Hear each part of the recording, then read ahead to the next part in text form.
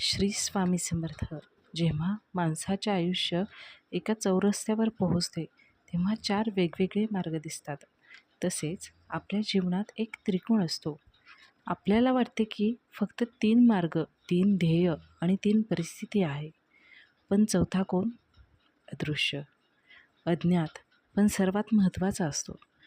जेव्हा आयुष्य गोंधळलेले आणि भीतीने भरलेले असते तेव्हा हा चौथा कोण शोधणे म्हणजे परमात्मा.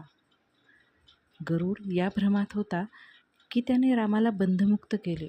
तो ब्रह्माकडे गेला. ब्रह्मा म्हणाले, बैनतेय शंकर पही जाहू, तात अनंत पूजहू जनिकाहू. शंकराकडे जा, दुसऱ्या कोणालाही विचारू नको. असे का म्हटले? याचा अर्थ असा की आपण जीवनात गोंधळलेले असतो तेव्हा आपण उपायासाठी भटकू लागतो. एक वेळ अशी येते की जिथे आपण कुणावरही विश्वास ठेवत नाही, कुणाचीही अपेक्षा करत नाही. त्याचवेळी चौथा कोण महत्त्वाचा असतो. तिथे जाऊन थांबा.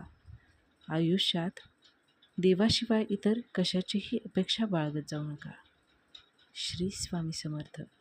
तुम्हाला माझे चॅनल्सवरचे व्हिडिओ आवडत असतील तर माझ्या चॅनलला लाईक करा, शेअर करा आणि सबस्क्राईब करा.